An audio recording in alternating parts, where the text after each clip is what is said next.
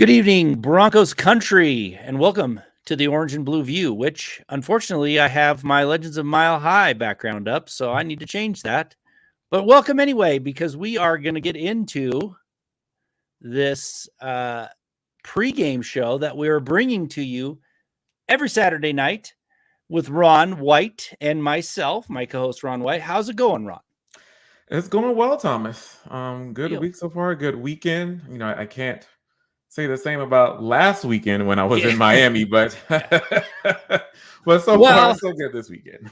yeah, I mean, what can we do? We tried. I mean, we told them what they could do, but it was such a disaster that it really, I don't think anybody could have predicted much of anything going on with that game. So, but that's behind us, right? It is behind us. We're moving forward. We're going into, unfortunately, the battle of the unbeatens here against Chicago.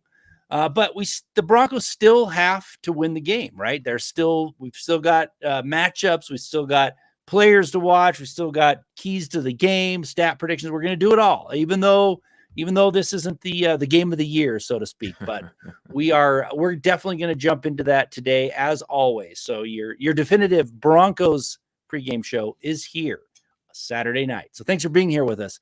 Dylan Von Arks, our own staff member, coming in, reminding everybody to hit the like button, share on all platforms, and subscribe if you haven't already. Thank you for the reminder, Dylan, and thank you for all your hard work that you put into Mile High Huddle. A lot of articles going out there, so make sure you guys go check it out on Mile High Huddle. We all have some articles up.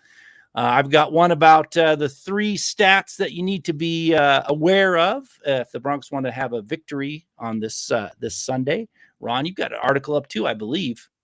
Yes, I do have several up. Just in regards to what Justin Simmons said about Vance Joseph, some of those comments. Also, there was a meme in relation to, I think it came from the Score, about benching. I guess it was asking which one of the Wilsons will get benched first, which I found very interesting. So, I decided to write an article to let people know that, we're not in the situation because of Russell Wilson. Russell Wilson's playing well. So, but yeah, go check those out, milehighhuddle.com. And one other thing I wanted to also point out is, October 22nd, the meet and greet, everyone. Yes. So we will be there. That's the matchup with the Green Bay Packers. There will be a big blue tent at Empire Field at Mile High. So once you see that, once you get into the stadium parking lot, come find us under that tent. Come shake our hands, say, hey, let's talk Broncos, and get ready for the game. Looking forward to seeing you guys. Yeah. Yeah, all right. Let's say hello to some folks in the chat. Got David Youngkin came in this early today, so thank you for coming in, David. He's saying evening, everyone. I want the defense to step up. That'd be nice. And no more talking or making excuses. Time to shut up and show me something. Absolutely right, David. It is time to stop talking about what you're gonna do and go out and do it. And they haven't been able to do it, And it's easier to get up to the podium and say, "Oh, we know what to do." It's a lot harder to go out there and do it. And so far, they haven't. So you're right, David. Appreciate you being in here tonight. Thank you, We've got String Guy coming in. Also, thanks for being here early in the chat saying, hi, guys. Tomorrow is the Pooper Bowl. Well, that's what a lot of people are calling it, or the Toilet Bowl or whatever. It's the Battle of the Unbeatens, not the Unbeatens, the Battle of the Beatens, where the winner is the loser in the race for the number 1 pick.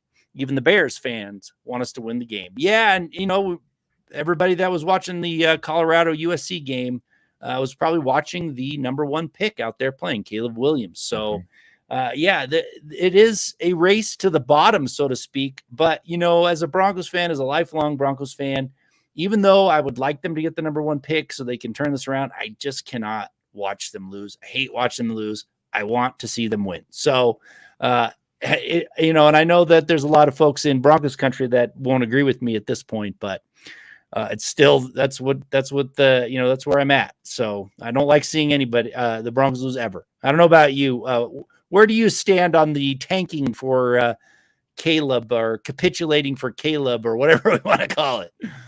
Yes, thank you, String Guy, for coming in. We appreciate you. And yeah, I'm with you, Thomas. I'm not a fan of tanking just to tank. Obviously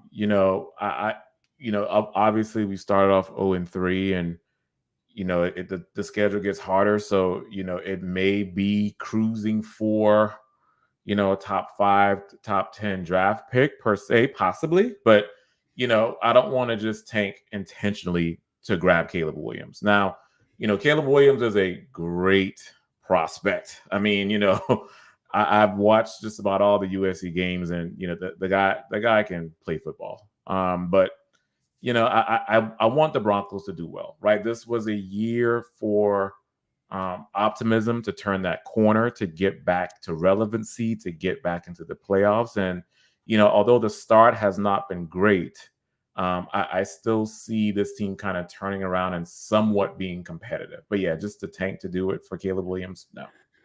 Yeah, it's a bummer. We got Brad coming in with a super chat. Thank you so much, Brad. Right. Again, we appreciate you being here on this Saturday night. There's football games to watch, so we're glad you're here to listen to the pregame show. Brad's coming in saying Bears by 20. Well, that's unfortunate. Sad, he says sad to say, but I see Fields running all over our soft Vance Joseph led defense. If we lose, I say we tank for CW 13. Man, it would be, I mean, the low point of anything I've ever watched, was last weekend. I've been watching the Broncos for 40 years.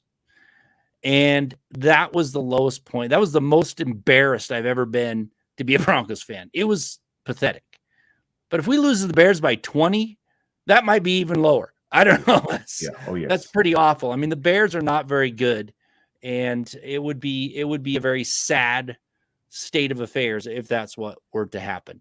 But we'll give our predictions towards the end of the show.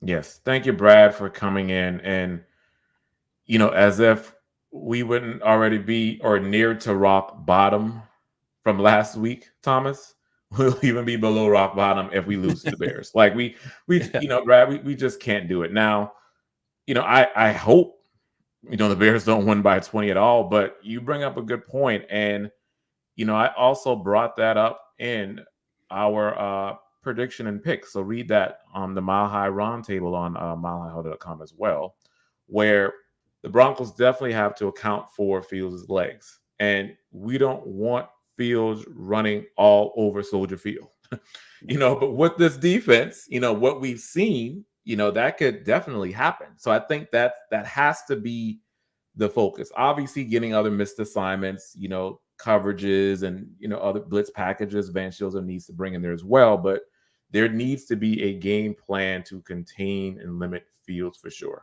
But yeah, I hope it doesn't happen. It doesn't happen. I'll tell you, man, I think Vance Joseph doesn't believe the old adage that the sideline never misses a tackle, right? Like he leaves a wide open middle of the field all the time. So I guess he's like, yeah, I don't believe in that sort of thing. So I don't know, but hopefully he can turn it around. We got Michaela coming in. Hello, Michaela, saying good evening, Broncos country. Thanks for being here, Michaela. It's good to see you. We got a Facebook user coming in saying, hello, Thomas and Ron, go Broncos country only. I wish I knew who you were, but thank you for being here. Really, really appreciate it. Rodney Garcia's coming in from Facebook saying, good evening, Thomas and Ron and Broncos country. I watched the USC versus Colorado game earlier. Caleb looked good. Yeah, he did. And so did Sanders. Sanders looked pretty good as well. He made a heck of a touchdown throw, man. He threaded the needle on one of those throws. So it ended up being a pretty good game. At first I was like, oh man, it's a blowout, but it was very good. So they came back. And we got Miguel's coming in saying, evening, gents. I'm not looking forward to this game, but I was wondering, since the Bears are 3 DBs down, I believe it is a huge advantage for Denver. Yeah, I actually have that. I started to talk about our research and do some stuff before I found out that the 3 DBs were going to be in. So I'm going to talk about that in a little bit, but the 3 DBs being out makes it even better. So I think Russell Wilson can have a pretty big night. He should. Got Pearl Heater coming in saying hi. Thank you for coming in, Pearl. Really, really appreciate that. And let's see who else we got coming in here. I'm going to say hi. I'm sorry. We're here again. Nobody in the back, no Scott or anything to help us out, but we're trying to grab all the chats that we can. So hopefully don't miss any Facebook stars or super chats for that matter. We got Patrick Wiltsey coming in saying, aloha, O and B. My daughter says that they will win because Thomas is wearing the best hat. Well, thank you very much. Last week people were calling for the hat, so I'm bringing it. I've got it on Legends of Mile High, and now I'm bringing it here to you. So thank you for that. Appreciate it. I love it. And then with someone else, we got Miguel saying might be going on an expedition with Josh Gates. Well, yeah, probably not. I'm too old for that, but thank you very much. And then we got a huge super chat coming in from Casey Nickel. Thank you so much. We appreciate it immensely. Yes. And Casey saying there are many players on the third and fourth new regime, which each new coach bringing a sense of hype and change. Sean/Penner Group know this culture change requires time. It'll be a season or two of personnel changes and player changes. Caleb to Denver. Yeah, Casey, I wrote about this. I wrote about the fact that most of the roster has only seen losing. And that's just a fact. I mean, most of the starters anyway, of the 22 starters, when I wrote about that article, only 5 ended up having a winning record when they played. And that's pretty bad, right? So it does take time to move some of that mentality off the roster and bring others on. And it could start actually this season before the deadline. Even if they start winning, they still could actually make some trades. And I outlined that in an article talking about some realistic changes that they can make that, may or may not help this year, but it will set them up for later. So you hit the nail on the head, Casey. It's right. There's going to take some time. Yes, Casey, and I think thank you for this generous super chat. We appreciate you, and I agree. It's going to take some time. I believe that's what Sean Payton and Penner, when Sean Payton came in, that was a conversation that was had. That hey, what do you see the next 5 to 10 years? How do you see this roster panning out? And you're right, Thomas. All this team knows is losing. There are a lot of players on the team, i.e. Justin Simmons, that's all they've gone from season to season. So when this trade deadline comes, at the end of October, even if there are a few games that the Broncos do win, expect them to trade some of these players to get that and to move off some of these contracts as well, to get some of that value so that they can start to rebuild.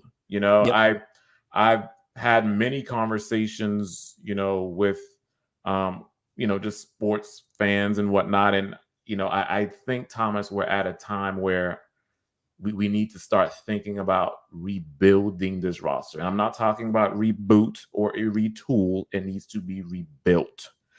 And you're right, Casey, that Caleb would be a good start. Obviously, they have to be in striking distance, depending on where they pick in the draft. And then, offensive line, defensive line, and go from there. But you're right on the money. I agree with this, that it's going to be a few years that this plan, is going to be taking shape to kind of see this roster in Peyton's vision. Yep. Yeah. And it's even, I would trade it, even say they somehow won out and were, this is like hypothetical, but say that they won in all the way until the trade deadline. I still think they can move some players, right? I still think there's a couple players that they could part with. One being like Cortland Sutton for me. Yes. Like Marvin Mims right now is the best wide receiver on the team. Mm-hmm. So you can part ways with a couple of them, even if, and that's hypothetical. I don't think it's going to happen. I think they maybe could win 2 games until then at best. So don't even there, but they still can make some trades and make some moves. So it could happen. And I think it would be a good thing for some of these players too, that have been with the Broncos this whole time and only known losing, move them off and they may have some success elsewhere. So thank you, Casey. Appreciate it. Thank you again. Phil McLaughlin's coming in with some Facebook stars. Thank you very much, Phil, for that. Saying, good evening, Thomas and Ron. No tanking. We need to get on a run. Need Sanders, Gregory, and the entire D to play mean. And is Dulcich back?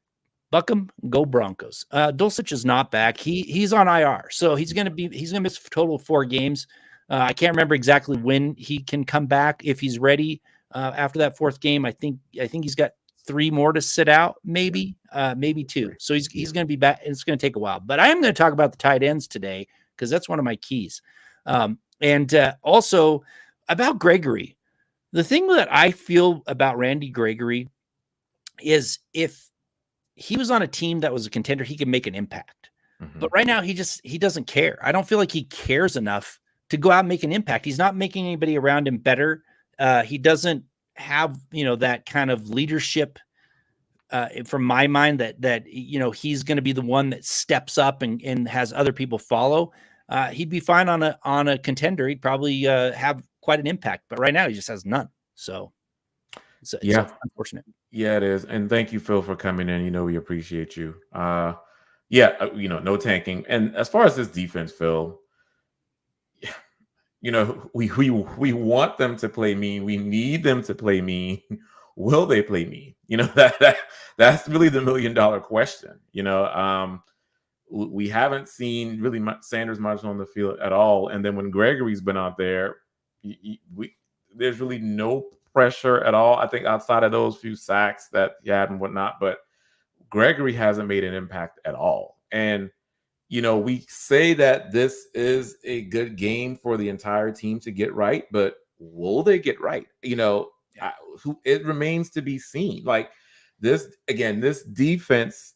I'm now, Thomas. I think I'm at a point where I can say that the lack of talent on the personnel side is starting to be seen. It's starting to show.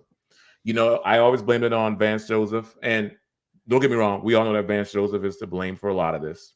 But I'm also seeing that lack of talent on personnel is coming through, especially with Gregory. I mean, we saw what he can do in Dallas, those impact plays, but we're just not seeing it out in the wash as a Denver Bronco. And to your point, yeah, that makes perfect sense, Thomas, of he may just not care, right? It's, you're already on a losing team. He probably doesn't think the team is going to go anywhere. So why should he put forth an effort? Maybe his line of thinking. But it's just unfortunate. It's unfortunate, Phil. Yep, absolutely. We've got Rick Frazier coming in with a super. So thank you so much, Rick. Really appreciate you being here tonight and the support. Rick says, hello, Thomas and Ron. Tomorrow is win number 1. Let's go Broncos. Get after it tomorrow and take care of business. Denver Broncos for life. Thank you, Rick. I actually think it's going to be a win, too. I put it out on the Mile High Huddle roundtable that it would be a win. For me, it's not going to be a convincing win.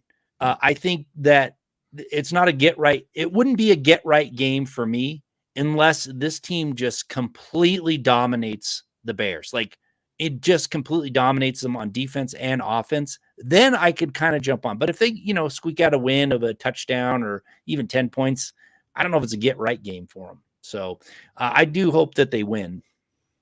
Yeah. Thank you, Rick, for coming in. What's the line on the? I haven't looked for the. I think they're. I think the Broncos are favored. Last time I saw, which is kind of strange, being both 0-3 and in Chicago. But I thought they were favored. I don't know, but I don't think it's by much. So okay, yeah. Rick. I also, and we'll get into the predictions as well later. But I also predicted a Broncos victory. It was going to be a narrow victory. It's all going to come down, and we can start to get into some of that, Thomas, like the keys to winning, all contingent upon slowing Fields down. I think that's actually my first key. So let's get into that, Thomas. Get into it. So I would say, let's start with the keys to victory, Rick. I'm glad you brought this super chat. So I would say one of my keys to victory, setting the edge defensively. Is a key. And I have Justin Fields in mind, right? They have to set this edge in order for Justin Fields to be limited. I can see hopefully with nickel defense and some mixed coverages, some of the safeties dropping in the box to allow for the tackling of Fields. Of course, the outside linebackers have to hold their assignments as well so that they can maintain the leverage. So I would say, those particular types of plays to, hold stout on the perimeter so that Fields will not run over, I think is imperative for the Broncos to, limit them, and also, for the Broncos to actually get back on that winning track. Yeah, and I'm going to jump in with my key, which is also a key to victory, which is also I'm going to add in a key matchup as well, Okay. and that is the interior pass rush. And the reason why I say the interior pass rush should be key is because the Bears have not been able to really stifle the interior pass rush so far this season. They've given up 6 sacks to interior defensive linemen already. So that's 2 per game. And it's not just the stars. I mean, that's been like a mix of several different interior defensive linemen that have gotten to Justin Fields. And I think the key is Zach Allen needs to finally step up. Yes. That Zach Allen that we all saw training camp, heard about how great he was, has been absolutely missing from this defense. He needs to go up against Cody Whitehair and beat him and show everybody that what he's capable of, right? And that is one of my keys to victory, because I guess I'll say this: if they can't get an interior pass rush, then this defensive line is in trouble. They're just playing super bad. It's just the way it is. I mean, the Bears are weak up the middle. They should get an interior pass rush, and I just don't see why it wouldn't happen. And Zach Allen needs to be that leader, the one on the defense that they brought him in because he's supposed to get after the quarterback. I want to see him do it this game. Yep. Good point. Yeah, we got David McIlrath coming in with super. Thank you so much, David. Really appreciate it, and it's great seeing you here. And David saying, "Good evening, Broncos country." Thomas, Ron, Dylan, and Deacon Scott. David dropped his prediction of the record to 9-8, and I saw it on Wednesday night with Luke on our podcast, and we were like, "Whoa!" But it makes sense. We can't. It'd be pretty tough to win 12 games after going 0-3. But thanks for being here. And David finishes it off with a Buckham ×3 Mile High Huddle for life and Denver Broncos for life. Thanks, David, for that. Really appreciate it. All right, Ron, can you give us another key or a key matchup? What do you got going on there? Yeah, so another key to victory. And again, thank you, David, for your super chat. And the 9-8.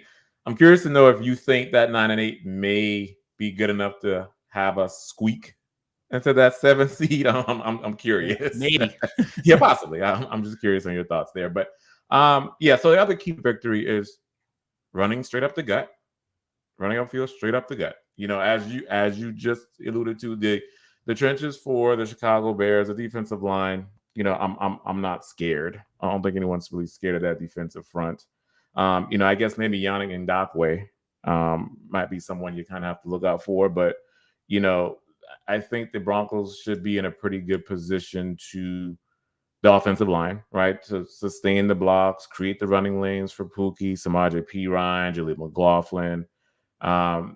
And be able to hold their own. So running straight at them, straight up the gut. And of course, as we know, with that focus on the run game, that opens up that play action pass, because that's what Russell Wilson excels at. Once, play action goes, he can hit those bombs down the field to Sutton, to Mims, and things like that. But I would just run straight at him, straight up the field, up the gut, be another key. And obviously that also increases the time of possession, right?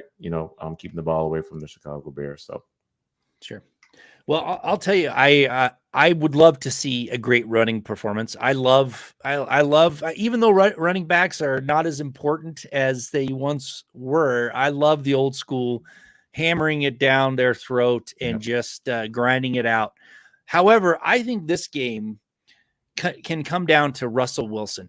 Russell Wilson needs to actually be aggressive, go out and attack them, and secondarily needs to get the ball into playmakers' hands. And this is why I say that. Number one, the Bears' pass defense is not very good. They are giving up an enormous amount of yards per attempt for the first 3 games, right?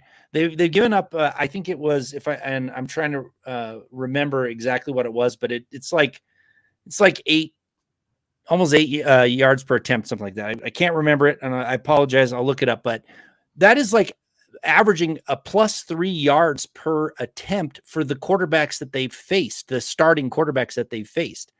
Right now, Russell Wilson is 6th in the league of yards per attempt. If he can add even 2, that's a huge number. That's like almost 10 yards per attempt. He needs to go out and be aggressive. Go out there, throw the ball, because number one, I was looking at this before the 3 DBs weren't even going to be when I didn't know they weren't going to be playing. So he needs to attack the field, but secondarily, get the ball in the playmaker's hands.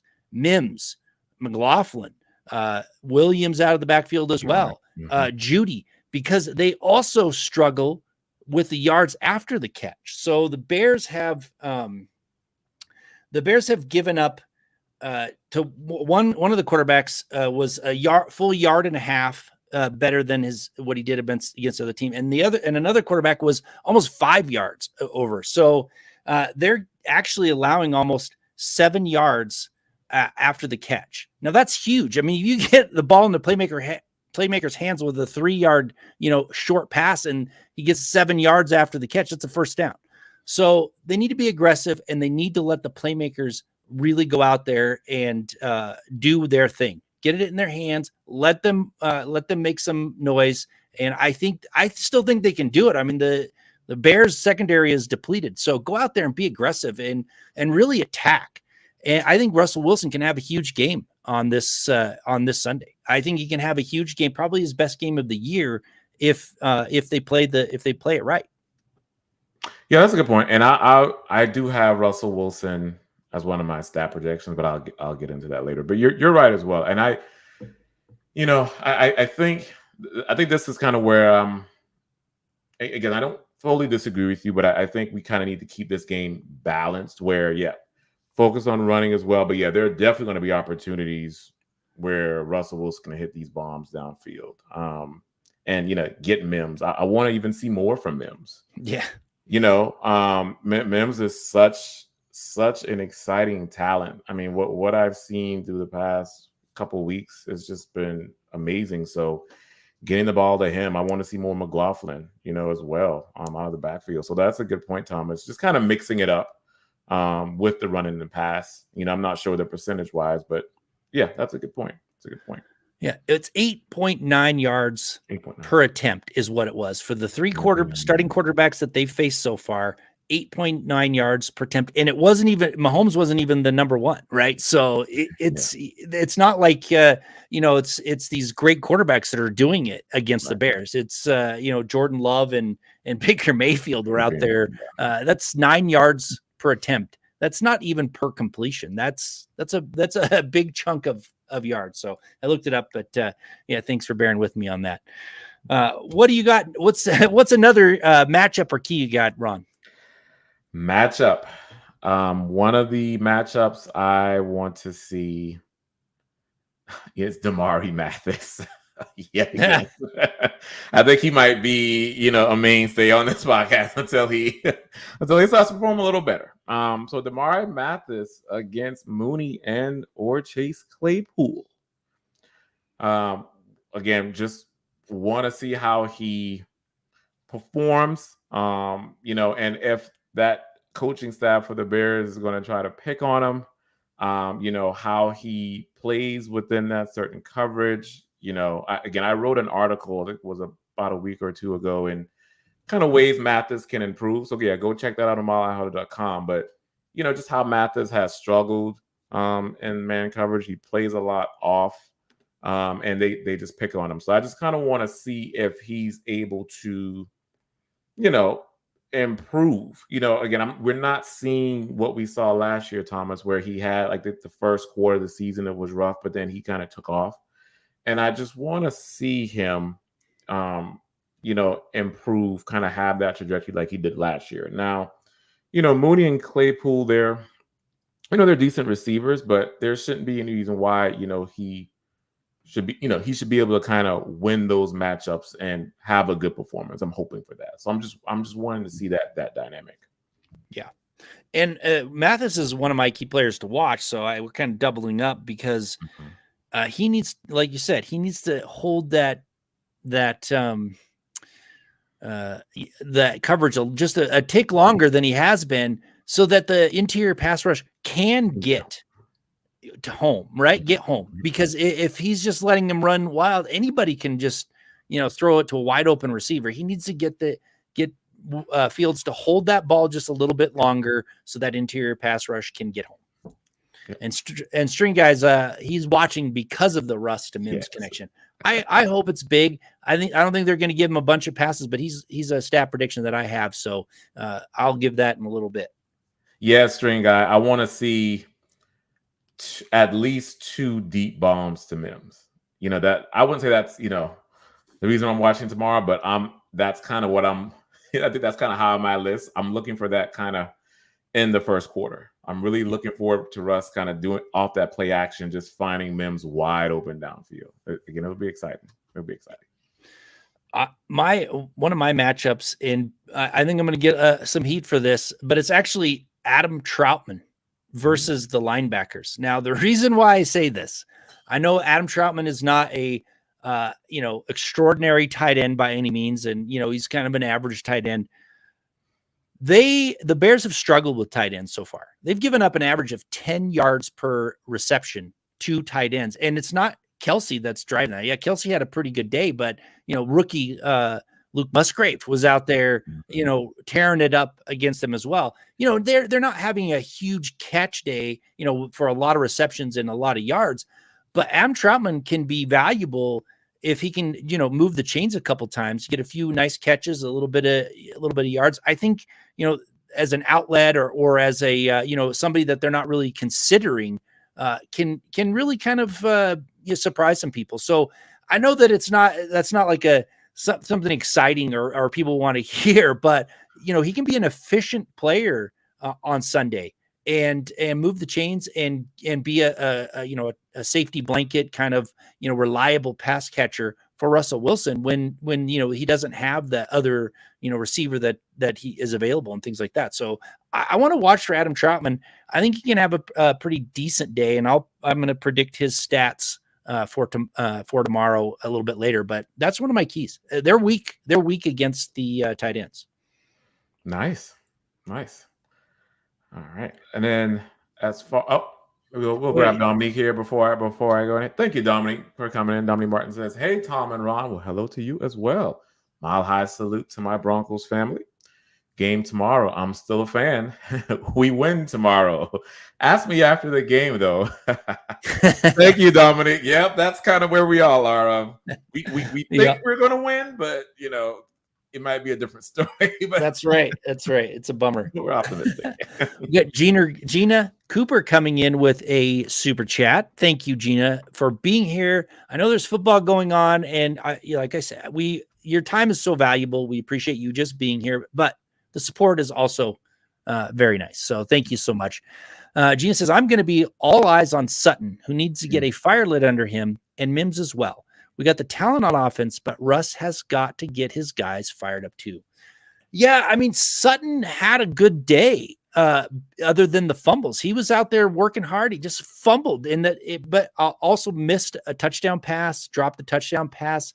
I really, really liked Sutton in 2019. He was one of my favorites. He just doesn't have something else is upstairs that he's not quite back yet, and maybe it's a change of scenery that he needs. I don't know what it is, but I'm going to tell you right now, Russ just isn't the fire up kind of guy. He just isn't. He's not that type of leader. Russ is just more of a, kind of a aw shucks guy. Let's go do it, positive, but not, get in your face and, make sure that you do your job correctly kind of guy. And I hope Sutton turns around. I like Sutton. I hope he has a big day. I think Mims will have a pretty solid day. But yeah, I think we have talent, or the Broncos have talent on offense, but not enough to be so overwhelming that they can, make up for the porous defense on the other side. Ron, what do you think? Yes, I'm right there with you, Thomas. And Gina, thank you for coming in for the super chat. We appreciate you, and I'm glad you brought up Sutton because that's actually one of my players to watch. And we should all know the reason why I'm watching Sutton, to see how he bounces back from those 2 fumbles last week. I think with Sutton, Thomas, I do agree to the point that I think he needs a change of scenery. I think again, it's in their psyche, this losing. Again, that's all they know is losing. And when he came out, that first year and even in that second year, we kind of saw him be that Pro Bowl receiver that he is, right? Jumping up, getting those 70-30 balls, right? Running those nice routes, kind of getting those yards after catch. I just don't see that now. I don't see that will to just go out and make a play. And so I'm looking for that. Now, this should be the perfect opportunity, Gina, for Sutton to have a good game. Again, the DBs, they're missing a lot of their DBs, as we were talking about. So Sutton should eat. Actually, a lot of these receivers should eat tomorrow for sure. But I guess I'm more looking for just how he bounces back, the mental. And yeah, we already talked about Mims. We're all excited with Mims. I just don't know about the talent. To your second point, there are bits and pieces on the offense that have talent. I don't think you have like star players on offense across the board. And I think that's kind of the problem, right? We saw, again, Mims is good. Judy, we know what Judy is, but Sutton, Troutman, so, and then Russ is not that rah-rah guy, to get in your face and just pump him up. So you kind of have that problem. Russ is more of a kind of, he'll inspire the team, but he's more of a sit back, lay back type of guy to, kind of give the team direction to go forward. But that you're right on, Gina, where I think everybody's eyes are going to be on Sutton. So we'll see what he does tomorrow. Yeah, I don't think the team has a leader that's get in your face type of guy. I don't see it. I mean, everybody that's a captain or seems like a leader is one of those kind of nice guy leaders. Yeah. I think this team needs to be held accountable. Yeah. And sometimes that is, it can be, a little rough, and it's just not happening. So yeah, I don't see any of them, any leader on this team that's a get your guys fired up type of thing. Yeah. Now their play can get them fired up. They go out and execute well and start rolling, then they're going to get fired up. But I don't think they have it in them to, go out there and fire up their team. We'll see. I don't know. We'll see what happens. I think, yeah, I don't know. I'm the jury's still out with Cortland Sutton. I mean, I thought he was going to be the leader, wide receiver leader this year, but I don't know. I mean, it's going to be Mims at this point. Yeah, and right. Thomas, before you do that, I want to bring up, thank you, String Guy, for coming in. Don't forget kickoffs return. Yes, we're talking in regards to Mims. So I did bring up, the big playability, down the field. But yeah, we did see, I think that was the game against the Commanders. On the kickoff return, he had that big return. So yeah, definitely Mims is valuable there too. Yeah, and I saw the stat. It was the first time that somebody has caught a pass and had a kickoff return in the same year since the early 60s, like 1963 or 61 or something like that. So it's kind of special to see it, happening already from the rookie. So that's awesome. Yeah, that's great. Appreciate you, Gina. Thank you so much. Now I'm going to jump into a player to watch for me. And I know he hasn't gotten much playing time, but he could have an impact today. And that's McLaughlin. They need to get him in space, put the ball in his hands in space. They got to manufacture some sort of play. Don't just hand it off to him and have him run it up the middle. Manufacture some, maybe a pass or two, a screen, something. Get him into space and see what he can do. Because I think he can tack on some yards if they can do that. But so far, they've given the ball a couple times. He's played a little bit, but I think he can have an impact. And I think Javonte Williams can too, out of the backfield, catching some passes as well. But I want to see Javonte, carry the load and get McLaughlin out there in space with the ball in his hands and see what happens. Good, nice. And then another player to watch for me, and I believe he's still listed as questionable. So yeah, if he plays, Justin Simmons. If he returns, I want to see, because I don't think it would have make too much of a difference last week if he played, but I'm curious to see kind of how he's being used, in relation to, do they drop the safety up, to kind of help with the tackling? How does Vance Joseph deploy him, kind of stopping that run? I know he'll be used at times, in coverage, but I think I'm looking for more of, stopping the run and kind of stopping Justin Fields as well. So, but yeah, Justin Simmons is another one that I have on my players to watch list. We got Turtle 4614 coming and saying they could pay me to hype the team up. He lives for the team and will shine through and crush skulls after. They need a hype man, and Turtle, you hopefully they do. They need someone to hype them up. So thanks for coming in and saying that.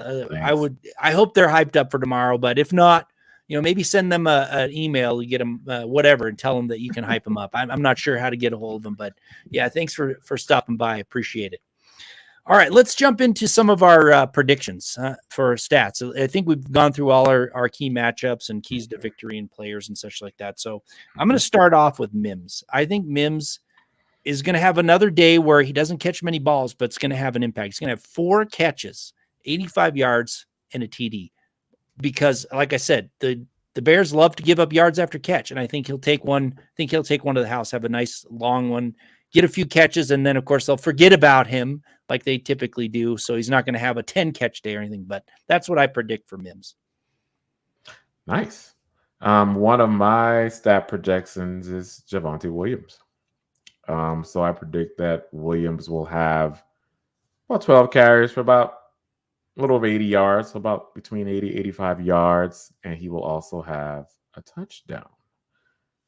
And another one of mine, I'll go next as far as the receivers concerned, is Brandon Johnson. So I do predict that Brandon Johnson will have about 3 receptions on like 5 targets. He won't get in the end zone, but he'll grab about 40 receiving yards or so. And then nice. Russell Wilson. Russell Wilson, to your point, Thomas, should have a big day. Again, I think Peyton's plan is to kind of have it balanced with that running and that passing attack. And then I see Russell going 21 to 34. So that equates to about a 62 completion percentage, 290 yards, and 3 touchdowns with no interceptions. All right. Man, I expected that to be higher. I think it could be a big game for him, but we'll see how that's what I predicted for him last week. He went over 300. So, but a lot of that was garbage time. So, all right, my 2 guys, Adam Troutman, which I talked about before, is going to have an efficient day, 6 catches, 50 yards. Not bad, much better than we saw, but I think they're weak against the tight ends. I think he's going to have a decent day. And then I got Zach Allen having 2 sacks.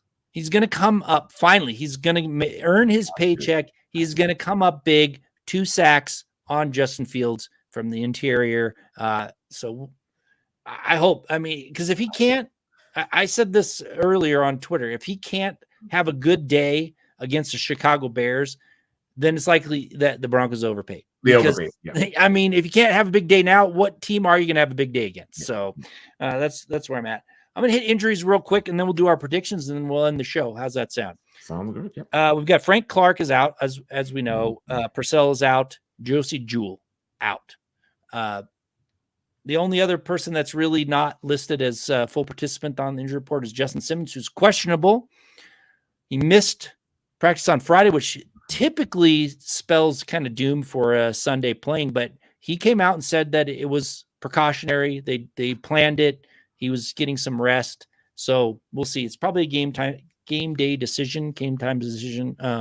Hopefully he can play, but we'll see about that. Yes. All right. Score prediction time, Ron. What do you got? One of my favorite segments. Well, I would say if we were winning, it would have been, I guess, more favorite. But anyway,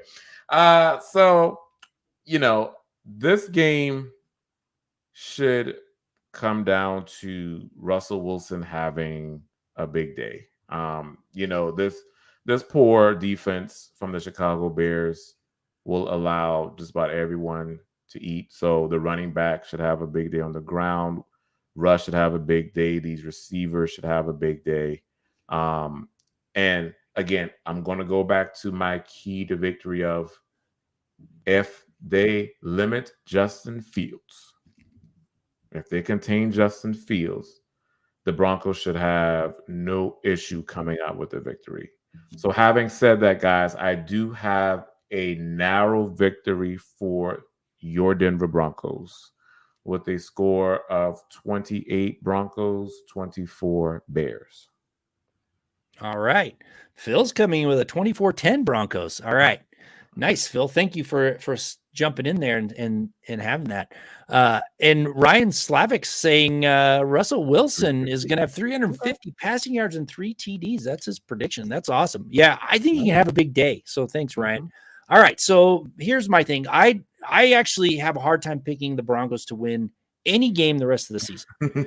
I really do, because they haven't proven to me that they can actually win games, close ones or any. But I'm actually going to pick them to win this game because I think it's just going to make them feel like they can go out and win some more. And then, we're going to be heartbroken the next few weeks because they actually can't do it. But they're not going to win convincingly. They're going to win 28-23. And they're going to get the first win on the board. I think Russell Wilson's going to light it up and have a few touchdown passes, and you're going to see an efficient offense that just outpaces the Bears, and mostly because they're going to be able to get to Justin Fields and get him down, get sacks, and get the ball back to the offense. So that's where I'm at. Nice. All right. Again, I hope that comes too. It's again, all eyes are going to be on this defense, like a lot of people are saying here in the chat. So it all comes down to if this defense can get it together for sure. Yep. So, yeah. All right. One last reminder. Green Bay Packers, week 7. We are going to be out there for the meet and greet. Look for the Mile High Huddle, big blue tent. Be in the parking lot somewhere. We'll get more details to come, but try to come out, say hi to us. I actually think everybody's signed up to come out, every podcaster. So if you have a favorite or you don't, whatever, just come out and say hi. All right. Well, thank you very much. Again, we enjoy doing this pregame show, enjoy bringing you these finer details that you don't really see on the other, kind of national networks when it comes to your beloved Broncos, even though it's hard to watch right now. But I'm just going to say thank you very much for coming in, and we will see you again same time next week for another pregame show. So thank you very much. Ron, any last words? No. So again, thank you everyone for tuning in. This is always a great time, talking our favorite team, and enjoy the game tomorrow. I think everyone's hoping for a Broncos dub. So let's see if we get it done. That's right. All right. And this is it for your definitive Broncos pregame show. Signing off. Thank you very much. Have a great weekend. Thank you. Thank you, everyone.